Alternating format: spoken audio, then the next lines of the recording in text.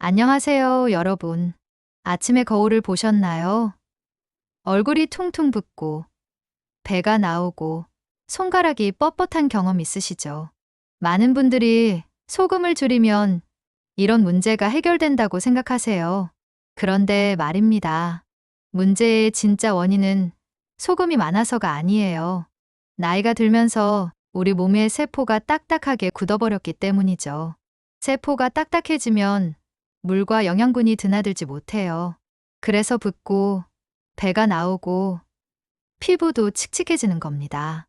오늘은 딱딱해진 세포를 다시 말랑하게 만드는 방법을 알려드릴게요. 바로 아침 소금물 한 잔이에요. 일주일이면 변화가 느껴집니다. 끝까지 보시면 정확한 비율과 마시는 시간, 소금 종류 선택법까지 공개해요. 고혈압이나 신장질환이 있으신 분들을 위한 안전 수칙도 준비했어요. 도움이 되셨다면 구독과 좋아요 부탁드려요. 먼저 왜 나이가 들면 세포가 딱딱해지는지 설명드리겠습니다. 우리 몸의 세포막을 고무호스라고 생각해 보세요. 새호스는 말랑말랑해서 물이 잘 흘러요. 하지만 오래되면 호스가 딱딱해지죠. 물이 제대로 안 흐릅니다. 압력을 높여도 소용없어요. 호스 자체가 문제니까요. 중년 이후 세포막도 똑같아요. 세포막에 콜레스테롤과 포화지방이 쌓입니다. 그러면 세포막이 딱딱해져요. 마치 겨울철 딱딱하게 얼어붙은 빨래처럼요. 물과 영양분이 세포 안으로 들어가지 못해요. 노폐물도 밖으로 나오지 못하죠. 세포가 제 기능을 못하는 겁니다. 그래서 어떤 일이 생길까요? 아침에 일어났을 때 얼굴이 붓습니다. 밤새 노폐물이 빠져나가지 못했기 때문이에요. 눈꺼풀이 무겁고 뺨이 축 처지죠. 거울을 보면 10년은 더 늙어 보여요. 배도 불룩해 보입니다. 세포 사이사이에 물이 고여있기 때문이에요. 실제로 살이 찐 게 아닌데도 배가 나와 보여요. 바지 단추를 채우기 힘들죠. 점심을 먹고 나면 더부룩해요. 소화효소가 제대로 분비되지 않기 때문입니다. 위장이 묵직하고 트림이 자주 나와요. 오후 내내 소화가 안 되는 느낌이죠. 오후가 되면 다리가 붓습니다. 세포가 수분을 제대로 조절하지 못하기 때문이에요. 양말 자국이 종아리에 깊게 패여요. 신발이 꽉 끼는 느낌이죠. 이게 바로 나이 든 몸의 현실이에요. 단순히 나이 탓이 아닙니다. 세포막이 딱딱해져서 생기는 문제예요. 그렇다면 어떻게 해야 할까요? 핵심은 세포막의 유동성을 되살리는 거예요. 이것이 삼투압을 바꿉니다. 소금물의 나트륨 이온과 염소 이온이 세포막을 통과해요. 이 이온들이 세포막의 문을 두드립니다. 그러면 세포 안팎에 전해질 균형이 맞춰져요. 딱딱했던 세포막이 다시 말랑말랑해지죠. 마치 얼어붙었던 빨래가 따뜻한 방에 들어와 부드러워지는 것처럼요. 세포막이 유연해지면 어떻게 될까요? 물과 영양분이 자유롭게 드나듭니다. 세포가 필요한 영양소를 받아들여요. 에너지를 만들어내죠. 노폐물도 밖으로 빠져나갑니다. 세포가 깨끗해져요. 제 기능을 되찾는 거예요. 이게 바로 소금물이 우리 몸을 바꾸는 원리입니다. 소금 자체가 마법을 부리는 게 아니에요. 세포가 본래 가진 능력을 되살려주는 거죠. 이제 구체적으로 어떤 변화가 생기는지 말씀드릴게요. 첫째, 뱃살이 줄어듭니다. 소금물은 세포의 신진대사를 활성화시켜요. 밤새 떨어진 전해질을 보충하면 몸이 저장 모드에서 연소 모드로 바뀝니다. 몸이 에너지를 쓰기 시작하는 거예요. 어떻게 느껴질까요? 아침에 배가 한결 가벼워요. 허리둘레가 줄어드는 게 눈에 보이죠. 바지가 편해집니다. 배에 힘이 들어가는 느낌이에요. 실제로 65세 김 씨는 일주일 만에 허리둘레가 2cm 줄었대요. 특별히 운동을 늘리거나 식사를 줄이지 않았는데도요. 그냥 아침마다 소금물 한 잔만 마셨을 뿐이에요. 둘째, 혈당이 안정됩니다. 소금물은 인슐린 감수성을 높여요. 나트륨이 혈관을 확장시키기 때문이죠. 혈액순환이 좋아지면 혈당이 급격히 오르는 걸 막을 수 있어요. 어떻게 느껴질까요? 식후에 졸리지 않습니다. 단 음식이 덜 당겨요. 오후에 피로감이 줄어들죠. 몸이 한결 가벼운 느낌이에요. 당뇨 전 단계였던 71세 각 씨는 공복혈당이 안정되기 시작했대요. 아침 공복혈당이 130에서 110으로 떨어졌답니다. 물론 약을 끊은 건 아니지만 수치가 좋아졌다고 하네요. 셋째, 붓기가 빠집니다. 소금의 삼투압이 부종을 빼내요. 조직에 고인 과도한 수분을 빨아들이죠. 특히 아침 얼굴 구기와 손부기에 효과적이에요. 어떻게 느껴질까요? 일어나자마자 얼굴이 한결 가벼워요. 눈꺼풀이 처지지 않죠. 뺨이 처지지 않아요. 손가락도 잘 움직입니다. 반지가 빠지고 끼기 편해요. 68세 이 씨는 손가락 반지가 빠지지 않아 고생했는데 소금물을 마신 후 아침 손붓기가 거의 사라졌대요. 이제는 아침에도 손가락을 자유롭게 움직일 수 있답니다. 넷째, 염증이 가라앉습니다. 소금은 항염 특성을 가지고 있어요. 염증 부위에 세포간 수분을 보충하죠. 구강염이나 잇몸 염증에도 도움이 돼요. 어떻게 느껴질까요? 잇몸이 덜 붓습니다. 이 많이 개운해요. 몸 여기저기 쑤시던 느낌이 줄어들죠. 아침에 몸을 움직이기가 한결 수월해요. 관절염이 있던 73세 최 씨는 아침에 일어날 때 무릎이 덜 뻣뻣하대요. 완치는 아니지만 계단 오르기가 조금 나아졌답니다. 아침 산책도 다시 시작했다고 하네요. 다섯째, 변비가 해결됩니다. 아침 공복 소금물은 장을 자극해요. 연동 운동이 활발해지죠. 숙변과 노폐물 배출을 돕습니다. 자연스러운 배변 리듬이 생겨요. 어떻게 느껴질까요? 화장실 가는 시간이 규칙적이 돼요. 배변이 한결 수월하죠. 배가 편안합니다. 아침이 가벼워져요. 만성 변비로 고생하던 69세 정 씨는 내일 아침 자연스럽게 화장실을 가게 되었대요. 3일에 한 번 겨우 가던 게 이제는 매일 아침 같은 시간에 간답니다. 변비약을 끊을 수 있었대요. 이제 구체적인 방법을 알려드릴게요. 언제 마실까요? 아침에 일어나자마자예요. 양치를 하신 후가 좋아요. 식사 10분에서 15분 전이 가장 효과적이죠. 위산 분비가 준비되는 시간이기 때문이에요. 커피나 차를 드시기 전에 마세요. 공복 상태가 중요해요. 밤새 비워진 위장의 전해질을 먼저 채워주는 거죠. 얼마나 마실까요? 따뜻한 물 200ml에서 250ml예요. 머그컵 하나 분량이죠. 큰 컵이 아니라 보통 커피 머그컵 크기예요. 천일염은 한 꼬집, 약 1g이에요. 작은 티스푼 반 정도죠. 엄지와 검지로 집었을 때 손톱 반 정도 양이에요. 농도가 중요해요. 짠맛이 확 느껴지면 안 돼요. 거의 안 느껴질 정도가 좋아요. 생리식염수보다 약간 진한 1% 정도예요. 어떻게 마실까요? 벌컥벌컥 마시지 마세요. 한 모금에서 두 모금씩 천천히 마셔요. 입에 머금었다가 천천히 넘기세요. 목으로 바로 넘기지 마세요. 찬물보다는 미지근한 물이 좋아요. 체온과 비슷한 온도가 가장 편하죠. 40도 정도면 적당해요. 뜨거우면 안 돼요. 레몬즙을 한두 방울 떨어뜨려도 좋아요. 맛이 개선되고 비타민C도 보충돼요. 효과도 조금 더 높아지죠. 루틴 만들기. 첫째, 전날 밤에 미리 준비하세요. 싱크대에 컵과 소금을 세팅해 두세요. 물통도 옆에 두고요. 아침에 일어나자마자 보이게 해야 해요. 둘째, 알람 이름을 바꿔보세요. 소금물, 천천히, 니지근하게라고 적어두세요. 알람을 끄면서 자연스럽게 상기돼요. 셋째, 7일 체크 카드를 만들어요.